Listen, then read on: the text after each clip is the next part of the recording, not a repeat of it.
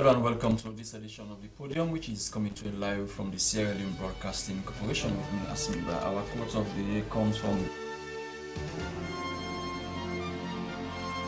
Never Look Back. In today's edition of the program, Office of the First Lady to launch the Hands of Our Girls campaign as rape and sexual penetration will on the increase. The National Water Resources Management Agency is all water resources in the country. Journalists from Sierra Leone in Somalia to look at the operations of the police forces of those two countries. And Sierra Leone Alcohol Policy Alliance calls for an alcohol-free festivities. All these and more, including your messages, which you can send to 077-625-948. 077-625-948 is the number you can send your messages to. The program is Podium.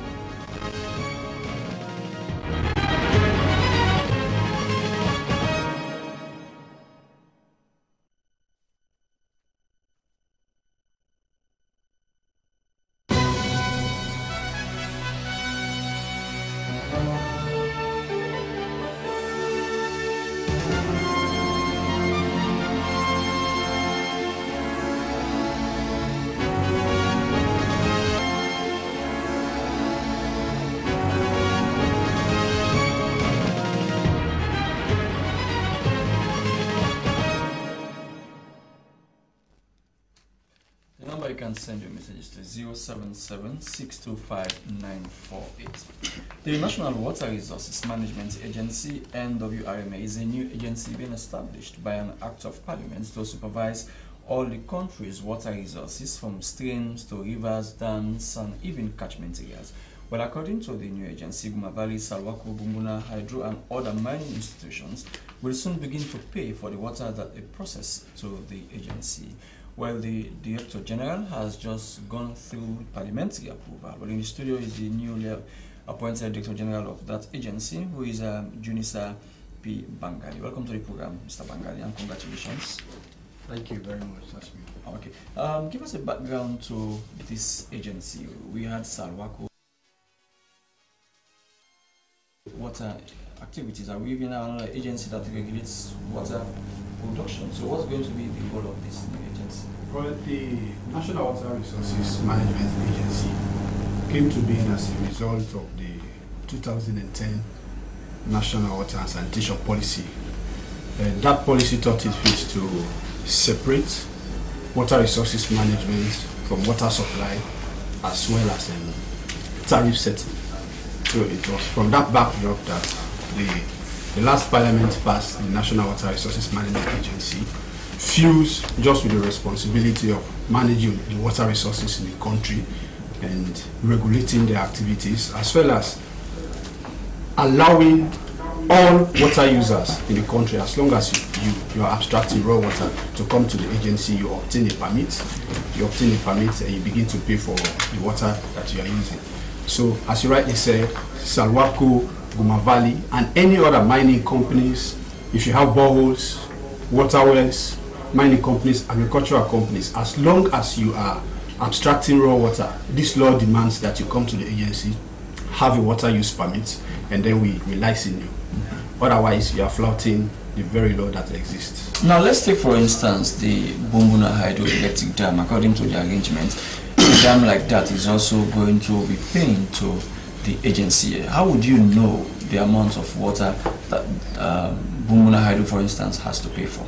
Bumbuna Hydro Agency, by their act, they already have a water resource management in their portion. We may have to collaborate with them. What we do, our engineers will go a step further. They calibrate the amount of water that is being abstracted, and when that one is captured, then we charge them. Of course, they too may have to come to the agency to get a water permit, but the rate at which they use the water is what we are interested in. And at the end of the day, you have to pay generally for the water that you are using. I mean, who owns those? Who owns that resource? Is it the government or communities? By virtue of Section 3 of our Act, it says the property in and control of all water resources is vested in the government and people of Sierra Leone. So the water resources in this nation is vested in the people of Sierra Leone and as well as the government. So the agency is responsible for managing that water resources for socio-economic development in the nation. Is that the best practice in the world? It is the best practice. In fact, Sierra Leone has been lagging behind in establishing this particular agency. Of course, it's a novelty, but you go to places like Ghana, it is existing there. In fact, we have been benchmarking the Ghana Water Resources and Commission because they are far advanced in this particular practice. It's the best practice all over the world, and I think it's a novelty because at the end of the day, the government and the people of Sierra Leone are going to realize money from the water resources that people have been just using, wasting all over the place. But what about, is it not going to increase the costs? Cost. Take for instance, if Salwako and Goma Valley starts paying to the agency, and they will also reflect that on their rates, on their tariffs. No, it will not increase the cost because all what we want to know, we don't want to allow them to just abstract our water without paying for it. There are some kind of mechanisms that we have to put in place at the end of the day that every player in the water sector will be happy about it, because we know that water is life, so we cannot and increase the cost to a certain extent that people will have to grumble about the cost. No. But Mavali and Salwako, these are state institutions. Yes. They are parastatals. Yes. Their main aim is not to make profit, but to provide water for the populace. No, their main aim is to make profit by virtue of the acts that we have passed in 2017. The Goma Valley as well as Salwako, they are corporate entities. So in other words, they are in the business of making money. But they are not. Water is no longer. But profit is not their key aim. Profit is their key aim. Is it? Yes, because they are supposed to make money. At the end of the day, Salwako is being subvented to a certain extent. But as we go along, Salwako is going to be weaned from that particular subvention. So which means the act is telling you by 2017, Salwako is telling you, Mr. We can no longer pamper you, we have been giving you money. So now supply water and get money. Definitely. Okay. Now what about those who are in the business, take for instance grafting and other institutions that are doing water as a business? How are they also going to be charged? As long as you are in the business of water, grafting, you are selling water, you have an industrial borehole, you are abstracting water from our water resources, the state's water resources, definitely you have to come to the agency. You apply to the agency that you want a water permit. We will give you a particular form, we assess, we ask you some kind of information that you have to provide for us. Then we grant you that water permit, and then you begin to pay to us. That one is annually renewed. If you don't, you are flouting the very law that has existed in this agency. Okay, what about protecting the catchment areas? Is that also going to be under the purview of the agency? Yes, it is our responsibility because before the passing of this particular act, the two water utilities, Goma Valley and Salwako, they were responsible for protecting catchment. But you know, responsibility of protecting catchment and also in the business of supplying potable water, we are really are killing tax for them. So they were like just fused, concentrating on the supply of water. They were not protecting the catchment. Now, this law says you leave that particular aspect for the National Water Resources Management Agency so that they can take on responsibility of protecting it. Then now you can just concentrate on the supply of water resources, water, potable water for the people of this nation. Okay, he is the newly appointed Director General of the National Water Resources Management Agency. It's Podium coming to you from Freetown. Send your message to the number 077-625-948.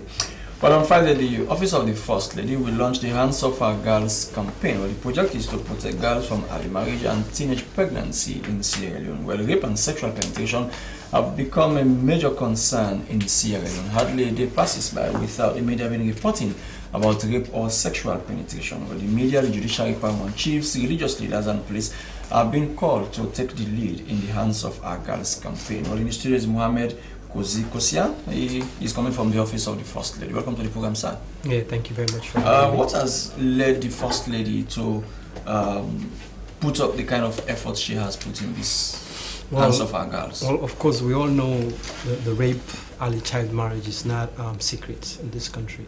It's all over the place. And the First Lady has traveled in different parts of the world, especially African countries. and she's seen what other first ladies are doing. And this is something that is very, very dear to her heart before even becoming a first lady as a young girl. I mean, she sees how other girls are misbehaving, probably whether it's through their parents and all that stuff. So she has championed this cause because it's high time in Sierra Leone we shed light on what's happening to our young girls and our women. So she decided to make this her own flagship project, so to take this challenge on. So what's going to be her key function, her key role in that? Well, the key, of course, you see, it's early childhood marriage. There's rape. There's also teenage pregnancy. There's child trafficking. It's a whole range of issues that supports girls and women. I think the reason why she's championed this because it's sort of a situation where communities know about what's going on and don't bring it out to the forefront. And because people don't speak about it, and some other people take it as this is, as much as it's illegal, but it's not bad if it's done in the family, let's keep it in the family. If it's done in the community, let's keep it in the community. The reason why she's bringing this to the forefront, it's an awareness campaign. And if you notice lately, there's so many calls on rape. It's because of the lights that is being shed on this particular topic. The social welfare is getting calls there, inundated with calls because she comes to the forefront. Everybody brings out stories that people were sweeping under the rug. People have the confidence now because there's someone who is championing their concern, someone who's leading this effort, and the political will seems to be. Many times, when campaigns like these ones have been launched, they are only felt in the big cities. And you go to the remotest of communities where these things are prevalent, they hardly even know whether a campaign like this exists. So how is the office of the First Lady go to Kurubula, for instance? Well, this is not business as usual. This is not a feel-good campaign. She's launching the campaign on Friday. Right after that, this campaign is going on tour. She's taking this campaign on the road. And the reality of the situation is most of this complaint starts from the community. You understand? When you bring this campaign to the community, they will know, you know something, I think this is not what we used to do. Now, there's a law behind this. So it's not just the launch on Friday. The Friday is just an official launch. This is something that she's going to take to every district of this country. Continue to be with us. He is Mohamed Kozi Kosia, first from the office of the First Lady. Well, also women in the media, Sierra Leone, WIMSAL, are currently having a peaceful protest to call on the attention of the authorities on the increase and systemic cases of sexual and gender-based violence. Well, they are calling on every Sierra Leonean to join the peaceful protest to put on black attire to show solemnity of the present situation affecting women and girls. Well, Kadi Toure is a member of WIMSAL. Welcome to the program, Kadi. Is WIMSAL not coming in late? No, WIMSAL is not coming in late because this is a cause that we have been doing, we have been advocating. The peaceful protest that we are having today, we've been having a lot of community engagement, like areas that you've already mentioned, which is the group going to Susan's Day, the slums areas. And one unique thing about WIMSAL is not just centered around Freetown. We have our executive members also in the provinces, and we always go on the media. We have representation in all the media houses. WIMSAL has a very unique and strong platform. Yes. Yeah, you have the microphone, you have the newspapers, and you have the screen. How has WIMSAL use these three tools to market this kind of like? We have, like you rightly said, we have all the tools, and we've been using the tools. The unique thing about it all is the fact that we are not only concentrating now on the media, we go down to the outreach. Right? I'm just coming from the law courts. We have we have children from different areas that are actually victims of issues like this. They are the ones now speaking out, which is the most important thing, which can at least create change. We are now in the law courts, and after that we are going to meet with the Inspector General of Police, because this is not a matter of us again. This is a matter of the judicial system. Justice must prevail. Enough of this rape. Enough of this issue of sexual gender-based violence in our country. Well, the court is only interpreting what the law says. They are not the ones who make the law. And that's why we want a So why not review go to Parliament? of... It is Parliament that promulgates these laws, not the courts. But the Attorney General and the Minister of Justice has a major role to play because she's a woman and she feels the pain. You know, how can you talk about a 40-year-old man raping a 7-year-old girl? It's barbaric and painful. Parliament has a role to play. The Attorney General and Minister of Justice has a role to play. The police has a role to play. The media has. It's a collective responsibility. So have you met with the Attorney General? Yes, we met with the Attorney General on the meeting we have on the launching of the 16 days activity. We met with her, we explained our situation, we told her about what WIMSAL is planning to do. So what was her response? Of course she's in support. She's against all these things that is happening. Well, being against it is one. What is our office doing to come out with stronger laws? But that's what people are asking. People are asking for stronger laws to be made. It's a process, and I believe we will come to that. For the mere fact that we have the President, His Excellency, retired Brigadier Julius Malabio, and her First Lady supporting this cause, I think it's a cause that we are going to succeed on. Okay, she is a member of WIMSAL, candidate to the program's Podium, coming to you from Fulton. Well, Sierra Leone Alcohol Policy Alliance is a national civil society network of 74 non-governmental organizations. They are advocating and supporting the development and implementation of a national alcohol policy that regulates the production, marketing, sales, and consumption of alcohol in the country. Well, as the country braces itself for the festive activities, well, the organization has called on the Sierra Leone police to ensure that the festivities go with little or no alcohol consumption. Well, how possible is that? We have in the studio Ibrahim B. Kamara. He is a member of the Alliance Company Program. Thank you very much. How possible is that? You are calling for an alcohol-free festivities. Is that possible? Thank you very much, Ashmi.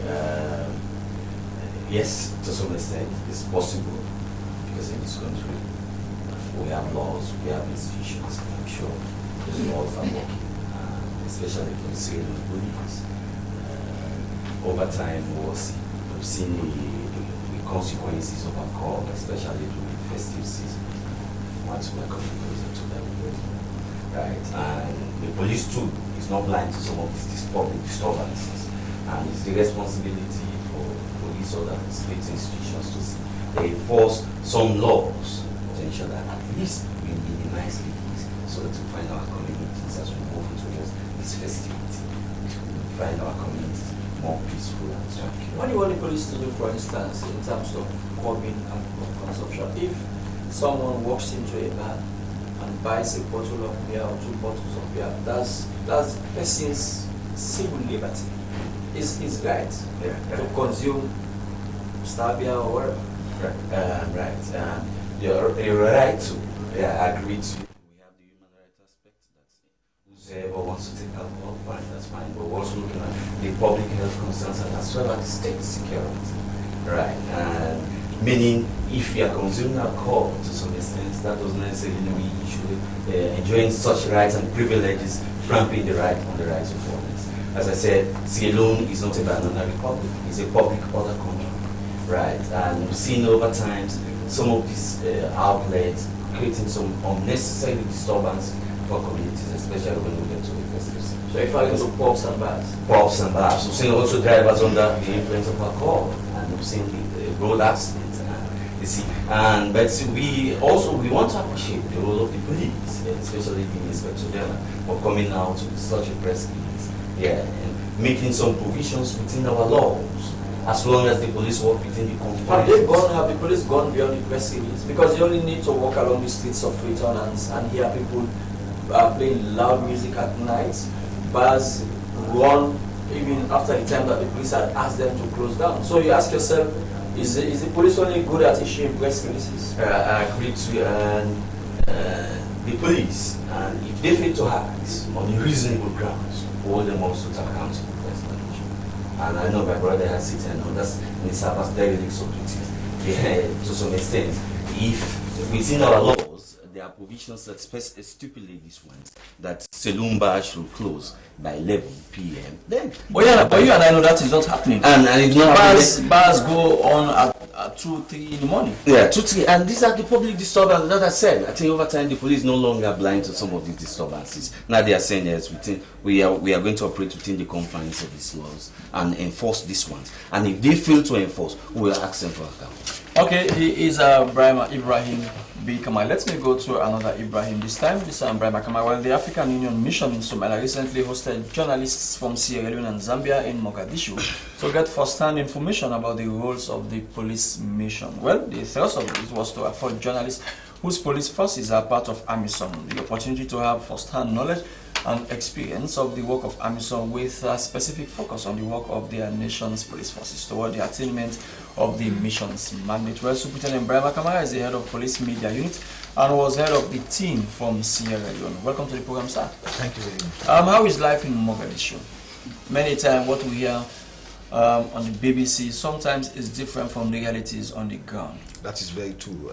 We went to Mogadishu and we were afraid that things were going to happen. But honestly, over there is very quiet, to the point that I was even asking, is it what we see on television or what we hear on radio different from what is happening on the ground? And indeed, because there was a time we went on night patrol and the place was quiet and the place was booming. You know, so there is some form of stability. Or is it that you are taking to what I would call the green zone, like what they had in back then? Well, we have to be very frank. We are within the green zone, and then but we had opportunity to talk with some people who are outside the green zone, and they told us life is normal. But honestly, we just remember the Sierra Leone situation. I mean, sometimes one area could be safe, another area could not be safe. But the fact remains, life is going on in Mogadishu. Okay. And the whole of Somalia, let me put it that way, life is going on. So how is Sierra Leone contingent faring on the Sierra Leone police? Yeah, they are doing very well. Firstly, we have two groups. We have the IPOs, individual police officers, and then we also have the formed police unit. And honestly, the interactions we had with them and the interaction we had with management at some level, they told us the Sierra Leone police, especially the formed, let me just take the IPOs for now. They are very much doing well in terms of fulfilling the mandate of AMISOM, and that is providing training for the host police, mentoring them, advising them, and providing what to call operational support. We are told they are doing very well in that direction. And then when it comes to the formed police unit, in fact, honestly, the head of the mission did say it was timely that Sierra Leone deployed their formed police unit. Remember, we deployed for the very first time a formed police unit, a strength of about 160. That's the very biggest of all we deployed in mission. And they told us that they are doing very well, and then without their presence in Kismayo is found in Jubaland, another place within Somalia. And it used to be a hotspot. Yeah, it used to be. The Sierra Leoneans were there before, the military, they were there before, the Widu, and then we also had the Nigerians were there, the Widu, and then Sierra Leone is now there, and they are performing very well, excellently well. Now let us look at the kind of structure that the Somalia police has and that of the Sierra Leone police. Well, we have similar, police the world over, we have similar structures. We have the administrative wing, we have the operational wing, and one wing should be supporting the other. If you are in administration, you'll be supporting those who are in the operational, and those who are in the operational, they should be supporting those in the administration. They also have the same structure. And our police officers who are there have been providing kind of mentoring they need so that they continue to exist as a police force, because the primary responsibility of a police force is to provide safety and security for the people of your country, and they are doing that. So has the Somali police force been able to do that? Because they've been able to do that because they are getting support from AMISOM police, like I said, the Sierra Leone police, the Nigerian police, the Ghanaian police, the Zambian police, the Ugandan police, and Kenyan police, because we have 5 countries providing police officers to Somalia, and they have been helping very strongly. So as it is, the Somalia police cannot stand on feet. For now, it's a kind of transition. It's happened in our own case. It's a kind of transition. With time, they are going to stand on their own, and they have a kind of transition package. So this is why our police officers and other police officers are not transferring skills to them. They transfer knowledge. This is why they are co-locating in the sense, in one police station, so for example, Karan, you can have the AMISOM police there as well as the local police. They work together and then they share experience. So, at the end of the day, how is the language barrier affecting? Is it affecting? Yeah, it is affecting. It is affecting. In fact, I speak a little bit of Arabic, and so when I was there, I wanted to show off that I can speak a little bit of Arabic, but I was in Darfur at some point. But honestly, they were not speaking Arabic. They were communicating the Somali language. So I said, what is happening here? But the fact remains, they have what you call, they have people referred to as language, well, we call them language assistants. When they go out, they are there to interpret between and among the personnel who are involved in the operations and administration, as the case may be. It's a problem really, but they are doing very well because we have this language. So what's the essence of taking the journal? Is it a public relation? Yeah, it could be PR, because it could be PR, but it's not part of embedded journalism, because if you don't go there, you don't know what is happening there. So it's like, it was like giving us a first-hand experience of what our guys are doing out there. So you see, the Gambians were, initially the Nigerians and the Ghanaians were there. They left, and then they invited Sierra Leone and Zambia. And so we were there, and we were able to get first-hand experience. Like some guys left here, they left Sierra Leone, they went to Somalia. They were not using these armored personnel carriers, this what we call armored cars and what. They were not driving those ones. But when they went there, because of the situation, they are not driving those ones. So it means when they come back home, we have to depend on them, because these are equipment we use for the little things we do around as police officers. So they are doing very well, and then we hope, because the mission is going to be a transition, honestly. We are told by the head of the mission that they are going to be doing another 1,000 troops by February. They've withdrawn 1,000, and by February they're also going to be doing another 1,000. And so there is a kind of transition. I was even suggesting to him, because we had a press conference, I asked him if he foresees a situation whereby AMISOM could transform to United Nations, or they have a kind of arrangement like the one they have in Darfur, hybrid operation. He was a very smart ambassador. He didn't pour for anything, so he was just going around and around and around. But the fact remains, they have logistical constraints. The funds are not readily available, and so there are too many challenges. Okay, so let's come back on this issue of alcohol. Ali, I think in November or so, the police came out with a press release reminding Sierra Leoneans about public order activities. Bars should be closed within a stipulated time. People should drink responsibly. People should stop playing loud music in the street. The issue of street carnivals and whatever. Well, it seems as if the press release is now in dustbin, and things are back to how they used to be. Well, it's not in the dustbin. You know, we came out with the public notice, and we reminded people of their responsibility, and we still continue to do that one. But the fact remains, you know, there is a caveat there. If somebody is annoyed, you must inform the police. If you didn't inform the police, it means you are not annoyed. That's what the provision says. So unless the police is informed, but the police live in the communities. Well, we live in the community. You can live in the community. I'm a policeman. If I'm not annoyed, I will allow them to go ahead. So you have to be annoyed. That's the law. It's not me. The law is there. I say, if you are annoyed, if you feel you are annoyed, then you have to inform the police. But someone can be annoyed, maybe doesn't have the access to inform the police. No, the access. But the police should. No, the access is always there. The police should also be there to respond to those who are annoyed but do not have the means. No, the access is always there. You can call 112, and people have been calling me, and I've been directing them to the commanders, and the commanders have been going there, and they've been stabilizing the situation. But don't you have night patrols? We do have them. Because if you are patrolling, there are certain people play loud music in open streets. No, the loud These are not bypass streets. Yes, the loud music. You see, there is a time frame. But like I said, at night, after 11, 12, you hear loud songs being played. People still play loud music after 10, after 11. But if it is not to the annoyance of the public, like he's complaining now, that's fine. If he's complaining or somebody else is complaining, but the law says it must be to the annoyance of the public. And the public, people make the public. So if you complain to the police that you are annoyed by the loud noise played by somebody, then the police will have to come in and act. It doesn't necessarily mean we have to come and arrest. We can come and maybe proffer some advice, or maybe we can warn. But that's what the law says. And now we are gradually entering the festive season. We are there already. And yes. We are foreseeing large consumption of alcohol. No, that's why, you know, I do not think we can come out and say don't take alcohol. But the fact remains, if you take alcohol, don't drive. And if you dive and then we use our fertilizer, we test you, and then you're above the alcoholic limit, then we have to act. So this is why you see our police officers all over the place applying this fertilizer. But to say we cannot allow you to drink, it's fine. But when you drink, make sure you don't come out and cause disorder. But if you cause disorder, then we are going to come in. What about pubs and bars that are supposed to close within a specific time? Yeah, we made it very clear in that public notice that the stipulated time is 11 p.m. But that is not the case, sir. Let me finish it. The stipulated time is 11 p.m. But if you are not causing an annoyance to the public, then we cannot come in.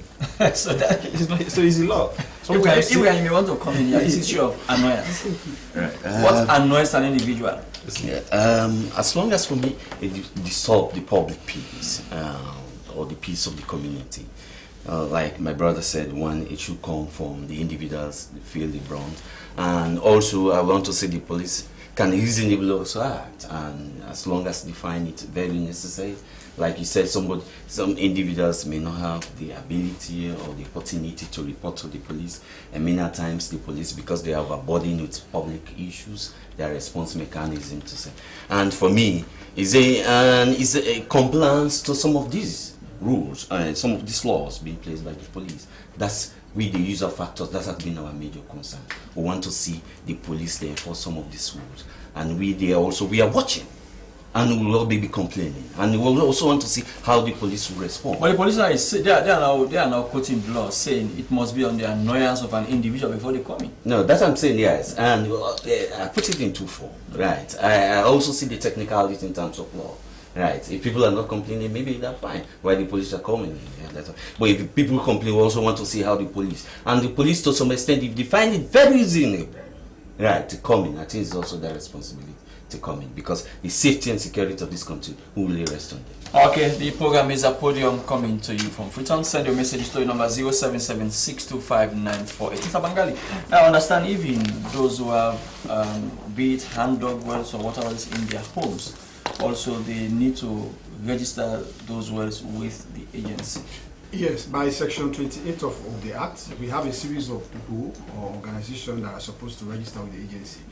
If you have domestic water use, you have commercial water use, municipal water use, industrial water use, agricultural water use, power generation water use, water transportation, fisheries, aquaculture water use, environmental water use, underwater wood harvesting water use, and recreational water use. So as long as you fall within this category, you are supposed to come to the agency, you apply, we give you the forms, you fulfill our conditions, we grant you water permit, then you begin to use our water. Okay. Now let us also look at the not only the catchment areas, but as an agency, who is going to be the custodian of the water resource in the country? For instance, knowing where the areas that we have water, potential areas for if investors want to come and invest in the water industry. For instance, if you go to the Ministry of Mines now, yes, their geological survey can tell them that this area has gold, this area has diamond and what have you. Yes, it is this agency that is responsible for that. We have data on the water resources in this country. So if an investor wants to come and invest into a particular water and resource area, definitely you come to the agency. And there are ongoing reforms already in the water sector providing for this particular aspect of what you are asking of. Because groundwater resources, we have to make sure we have data on it. Surface water, we have to make sure we have data on it. Definitely. So when you come, we provide that data for you. Because it's actually our sole responsibility to manage every water resource in this country. Has that data been existing before? For instance, for those who are doing what you are now going to do? Well, that data in 2012, I don't know what did hydrological monitoring and groundwater. It did some aspect of survey under the Rural Water and Sanitation project that Salako is already engaging. So there's that kind of data already in the ministry. They've done that particular job, it is there. And also at the moment, under the Rural Water and Sanitation project that Salako is implementing already, there's that aspect of 25 groundwater monitoring stations. It's at its final stages of going to tender. Definitely, that one has to be passed over to the agency. So that data will be available. The data that is already not available, definitely, it is now our responsibility to step in. But the Ministry of Water Resources, before the commencement, they come into the passing of this particular act has been gathering some and some data, and all other relevant players in the water sector, they have some data on the water sector. So are you going to codify all that? Definitely, it's our responsibility, because that's why we have the wash and sector. We just concluded the conference last week. So definitely, all these institutions that have been in the water sector collating data, it's our responsibility to collaborate with them, get this data, and we have a one-stop shop. How is this agency going to ensure that people use water responsibly? One, this act makes it an offense if you don't use water responsibly. If you pollute our water, there's what we call the polluter pay principle. So if mining companies and agricultural companies who are using our water, they pollute it, you have to hold you responsible. And also, we are also responsible that we make sure we conserve the water inside, we allocate the water, let me use that word, we allocate the water. If we know you've applied for a particular water resource, we know that by using this particular portion of this water resource, it will affect the other user, we will not grant you that permit.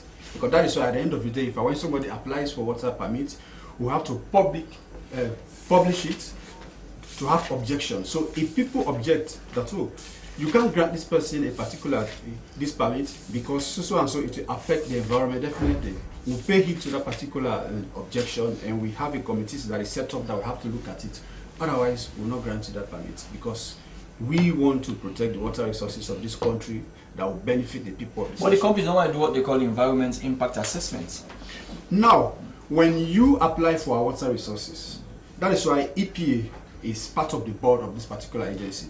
One of the conditions in our form, we tell you, go to EPA, we want to have an environmental impact assessment, and also want to have an environmental management plan. So it's not you just giving us an impact assessment. We also want to know at the end of the day, when you use this water, when you finish using this water, what will be the environmental management plan. So everything is physical. We have cross-cutting issues in this one, so that's why we have EPA on this particular board. So we collaborate with all of them, all the relevant institutions in this country. Okay, continue. So with us is the newly appointed Director General of the National Water Resources Management Agency. We are going for a short break. After the break, we are back.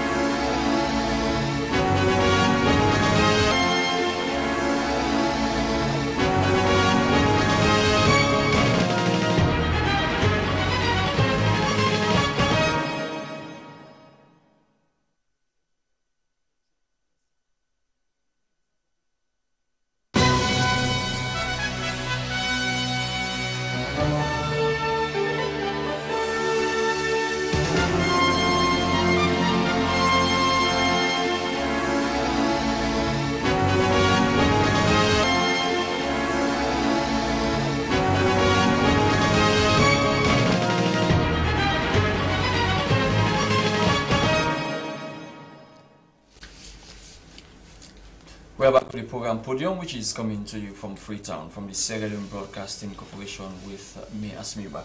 Mr. Kusi, I understand that the First Lady is having support from other colleagues of hers, other First Ladies from the region. Yes, we have First Ladies from Ghana, Ivory Coast, Burkina Faso, Chad, Niger, and Gambia. So the reason why she's bringing this other first lady is because she's traveled in these countries and she's seen what they're doing in terms of projects like this, the early girl child marriage and all that stuff. So basically she's bringing them in this seminar for them to speak to people. So look at their success stories, look at what they've done, the impact that it's creating in their country. That's why she's bringing them, and they're willing and ready to support to see how we can push this forward. What is happening in their own countries that she's going to learn from and replicate it in Sierra Leone? Well, it's the same thing with early childhood marriage. This is the same issues we're dealing with: rape, early childhood marriage, child trafficking, and all that stuff. So I mean, it's not just restricted to Sierra Leone. This thing is happening all across Africa. The interesting thing that we don't take serious in this country, rape is something that is very, very traumatizing to women. You see, a girl can be raped at 12, 13. This girl can grow up, be a successful woman, have a husband and wife, and this trauma keeps repeating itself. You can see a woman in a household have everything just upset. You understand? So this is very, very traumatizing, and you know, we don't have that psychosocial support. You understand, to counsel these women and say, listen, it's not your fault. Because sometimes women will think, okay, why did this guy rape me? Is it because how I expose myself? So it plays in their mind. So these are things we're bringing to the forefront. You understand? Raping a 12-year-old girl now might not seem like an issue. 20, 30 years down the line, you understand, it follows them to wherever, whether they become a boss. You can see your boss probably just flip. These are all the things that are happening when you rape a young girl. So what's going to be the role of the office of the First Lady concerning those who are already victims of rape, those who have been raped already? Well, she's working with the Social Welfare Ministry. She's actually trying to partner with different organizations, like the organization this lady was talking about, WIMSA, and other different organizations. Now, this information is in the forefront. The Social Welfare Ministry has been getting calls everywhere. So it's not of late when you hear so much about rape. It's not that people were not raped before, but now people see the need to come forward because there's someone who is championing this, and the First Lady and the First Gentleman are not playing with this anymore. You can hear this, the statement from the First Gentleman in Kabbalah that if a guy rapes, does not deserve to be in a community. So there's the willingness now. There's leadership behind all this rape, sexual abuse, and all that kind of stuff now. Okay, now let me come to Kali. How is WIMSA going to sustain this campaign? We are in together with we are supporting the First Lady, the President, and we are working collaboratively. This is not, like I said earlier on, it's not just a one-man fight. This is for us all to come together and combat this fight. I just want to share a story. I went to do outreach on a particular day. I met with some commercial sex workers within the Freetown city. And I went to Batalo community, in a deprived community, where I met a 14-year-old girl raped by 6 men. 6 men. And they did not only rape her, they also stabbed her. At the end of the day, what happened? We took this girl to the hospital. She went, according to her story, they took her to the hospital and nothing was done. She can't even go to the police and report because of the fear, the intimidation. And she can't even recognize the ones that raped her. These are all issues. The community has a role to play. The parents has a role to play. But now that we have a very good president that is really supporting this cause, I think action is going to take place. We have a very good First Lady, and I remember when she was delivering her keynote address on the launching of the 16 days activism, when she spoke about her Hands Off Our Girls campaign. One thing she made mention of is that the judiciary system of this country has a major role to play. And it's time for action to end violence against women and girls. Violence in all sorts is a crime. It is affecting the women of this country psychologically. We have a lot of girls that are involved into teenage pregnancy. A lot of girls that are involved into that have become teenage mothers. These are issues that cannot contribute to any development of a nation. And if the president and the First Lady, together with us in the media, we are fighting together, trust me, there is going to be a change. Okay, there is going to be a change. Well, that's what we are looking forward to seeing. It's Podium coming to you from Freetown. Now, Superintendent Brian McCamara, let us also look at the role of the SLP, not only in helping retrain the Somalia police, but also coming home and also implementing some of the new things that they would have learned in Somalia. Yeah, well, it's always a learning process because, in fact, anytime you get an engagement with somebody else, you either transfer or you acquire. So, even though we are also transferring knowledge, but we are also acquiring knowledge from them because their situation could be different from ours. And so, whatever we get from there, we'll come back home and put them into practice. Especially so when you are working with other forces, they have their own style of policing, and then we take what is good in them, and then we come back home and then make it be part of our own police force. Yeah. Okay. Well, one text message that says, this one is for Bengali. It says, why tax grafting company for the spring water, maybe when they are not getting water from Guma Valley Water Company? Please let him explain the legal position granting Guma Valley Water Company the rights. Do you understand the message? That spring water belongs to us. Okay. As long as the natural resource that you are tapping from, it belongs. That's why I read section 3 of the act that says that the property and control of the water resources is vested in the government and also what? The people of this nation. So every water resource, whether it's groundwater, whether it's surface water, whether it is spring water, as much as it is in Sierra Leone, that water belongs to this agency. We have been mandated to protect it, to regulate it, to manage it. So if anybody goes or anybody is dealing into abstracting that raw water, you have to come to the agency. It is the law. You have to come to us. What about those bowsers, owners of those bowsers who go to rivers in community? Go to region, for instance. Every day you see queues of bowsers abstracting water from a particular stream or so around the regions and selling it to neighboring communities. They are flouting the law. They are supposed to come to us to register with us that we want to be abstracting water. It's our raw water. As long as it is raw water, it's ours. The agency is tasked with that responsibility to manage it, to regulate it. So they should come to us. They just not go around all over the place abstracting raw water. Although there are exemptions, so when you apply to the agency, then we sit down and give you the exemptions. What are the exemptions? Exemptions, if you are using water for just to domesticate your flock, that's one exemption. You are passing around, you want to take raw water to wash your face, it's an exemption. So these are the exemptions. So what about if I dig well in my compound? If the house is mine, the compound is mine. So I assume legally whatever is within that precinct is mine as well. That water resource is not yours as per this act. It is the state. So therefore you come to the agency because we have to be monitoring that water well that you are digging. If it's a borehole, probably you are drilling that water well because you want to be using it on commercial basis. You don't want to go to Guma Valley or Salwako to pay for their water. Even when Guma Valley is inaccessible for many Freetonians. So if it is inaccessible, go to even central part of Freetown. Many houses in the central part of Freetown do not have access to Guma Valley water. That does not negate the fact that you have to flout the law. The law is the law. You come to us, they will regulate you. We'll give you access to that water, but in a proper way. That's what we are saying. So it does not mean because you are hungry, you go and steal something and eat. Then when they ask you, you say, it was because I was hungry, that's why I stole. No, it is not your motive, it's the intention to steal that have to be punished. He is the newly appointed Director General of the National Water Resources Management. Now, Amir and Kamala, let us look at the campaign you've been making to have this alcohol policy.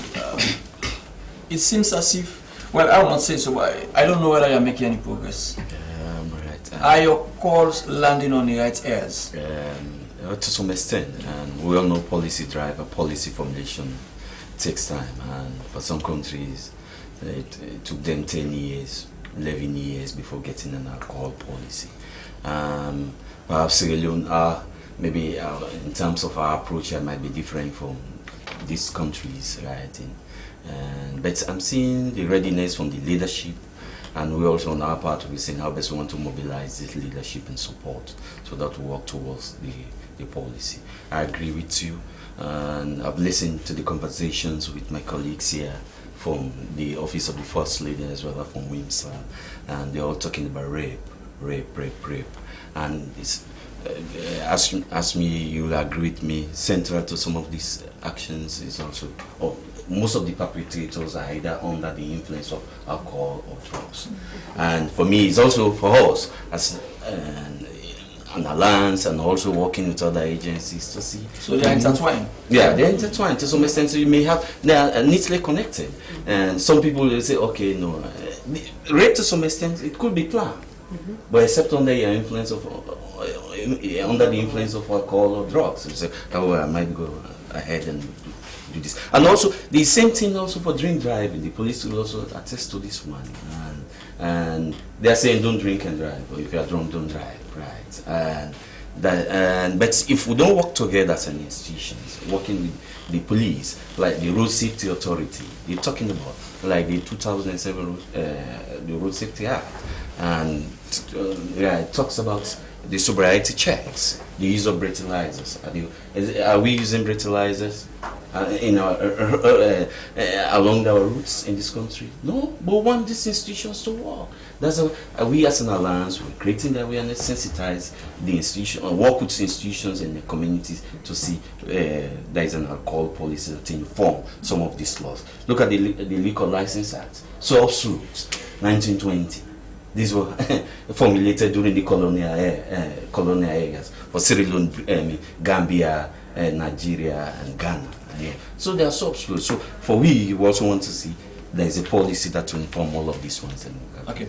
Now, speaking of Kamara, the issue of breathalyzers, are your men really doing that? Yeah, we are using. Because honestly, I hardly see that. Yeah, well, I don't want to say I have not seen that. Maybe you think I'm too cynical. Yeah. Maybe you we do not have as much as you expect, but the ones we have, we are making sure we use them. And in strategic locations? Some very strategic locations. And, I think some people can attest to that one. And some people have even been sent to court who have been found wanting for drunk driving or drink driving. So we are using them, and they are under strict instruction. I recall in one of our meetings, executive management board meeting, it was made very clear that the traffic management must up their game, and this is one area they are looking into, and people have been arrested and we continue to do that one. Yeah. I mean, how are you going to, the other day the American embassy came out with a release saying the police does not have the wherewithal to provide maximum security, in other words, for the people of Sierra Leone. And we are in the festive season. Such a release creates panic in the minds of those who may want to come to Sierra Leone. How is the Sierra Leone police going to disprove the American embassy release? Yeah, we've already come out with another public notice. I think it was signed by the NS Code and the Inspector General of Police. We tried as best as possible to give the truer picture of what is happening on the ground. And honestly, we could not have been the most peaceful in West Africa if the police was not doing well. We could not have been. But some say Sierra Leoneans are naturally peaceful people. Well, that's why they are not giving the police much job to do. No, they are giving us much work to do, and then we are doing what we are also able to do. But the fact remains, we are well trained. We go out, we perform, even within Sierra Leone, we do our job. But, they have their own way of looking at things, but the fact remains, we've been able to give people the truer picture of what is happening in Sierra Leone. Well, you are debunking the American press release, but you go to areas even like Waterloo is now becoming a safe haven for criminal activities. If you listen to Morning Coffee, I will assure you nearly every edition of Morning Coffee, the reporter in that part of our city reports about crimes, not if you want crimes being perpetrated on a daily basis. So it seems as if Waterloo is now the heaven for criminals. Of course, even in America, crimes have been perpetrated. Everywhere in the world, crimes have been perpetrated on a daily basis. But how do you respond to them? It's what matters. Well, that's the problem with the police, your response mechanism. You are responding. It seems as if the criminals are having field days in Waterloo. The matter is, ask me, we have a responsibility to respond. Sometimes proactively. But not only to respond, but to even to be proactive. This is what I'm saying. Sometimes proactively, we can patrol to prevent and detect crime. But some other times, we cannot prevent, we cannot detect. but we cannot give them. But when so is Waterloo a hard nut? Is Waterloo a hard nut for the police? It is not a hard nut. I mean, maybe the report is coming from one area, one minute area, and then it's coming from the reporter. But the fact remains, Waterloo is not as disorderly as you may think, or as it's coming from the reporter. If you go there now, you can buy whatever you want to buy. You can walk wherever you want to walk. That tells you the police is working. But sometimes for one single incident. No, I beg to differ. It's not a single incident. That's why I said hardly a day passes by. If you listen to Morning Coffee, every day you hear about someone being raped, someone being stabbed. Just a few days ago, a woman killed her husband. The fact remains, crime is going to be committed everywhere around the globe on a daily basis. But the fact remains, we also have to respond, and we are responding. Okay, Mr. Kwesi, in just 5 seconds, how is the Office of the First Lady going to sustain this campaign? Well, we're just launching the campaign on Friday, and then we're taking this to the road. She's actually taking this to every district of this country. And also, in addition to the festivities on Friday, the program is from 10 a.m. to 2 p.m. It's open to the public. And then also, in collaboration with the Social Welfare Ministry, there's a protest on Saturday from Cotton Tree, at the law courts. They're marching from there to Aberdeen.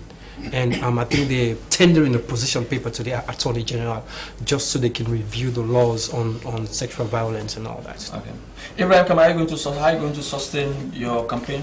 Right, and first and foremost, I want to extend my appreciation to the police for coming out with this press release, and also to continue with this work. Not only we get into the festivity or the festive season, but always Lumi safety and security always. And for on our part, we take our usual sensitization drive across the country, almost likewise across the region.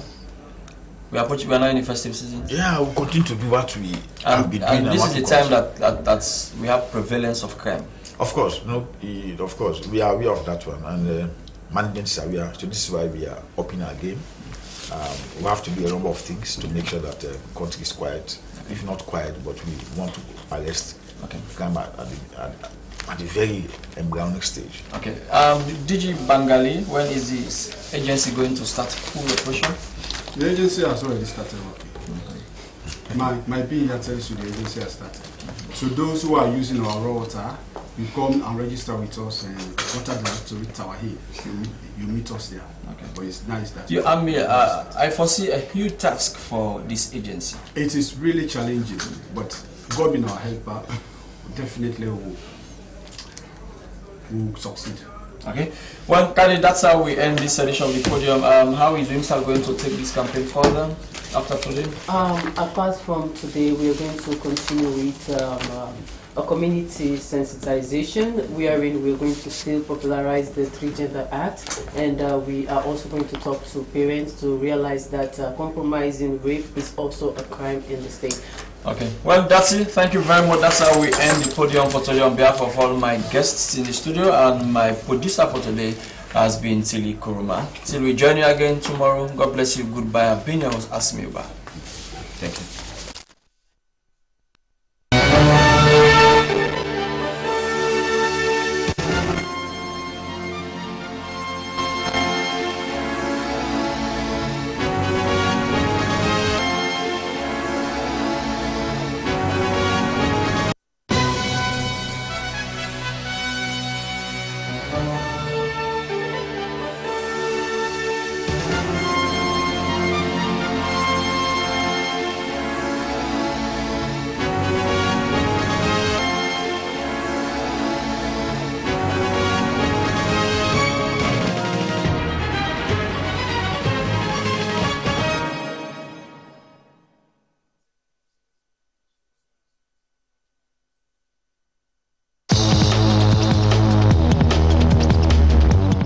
Nation's voice, your voice, my voice. SLBC, your voice, my voice.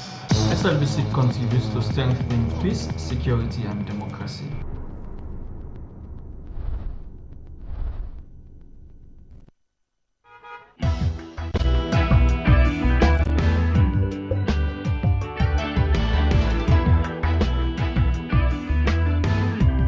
This Easter battery na heavy duty battery for radio, torchlight, clock and any anything where they use finger or big battery. Easter battery gets big and small size. You see how me touchlight bright so? Now 4 weeks the battery don't take inside and inner bus. Easter battery, they all side for sale. If you want for buy for sale, go to number 3 Sani Abacha Street, 3 Tong, or call them now 076 632 374 or 076 622 194. Apex Optics, perfecting vision. Now at Apex Optics, annual end-of-year sales bonanza between 20 and 50% discount. Apex Optics, suppliers of contact lenses and all other lens types, photo gray, white, tinted, bifocals and progressives. Also, designer and non-designer frames and sunglasses. Sales ends 31st December 2018. Apex Optics at Syke Street, Freetown. Telephone 076 649 641 and 088 481 885. Apex Optics, truly perfecting vision.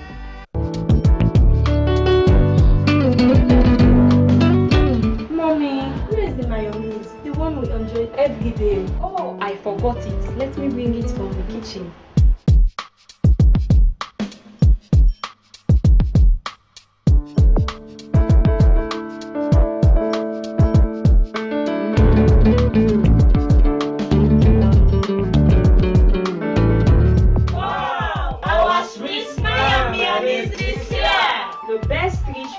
And creamy mayonnaise in town. Maya!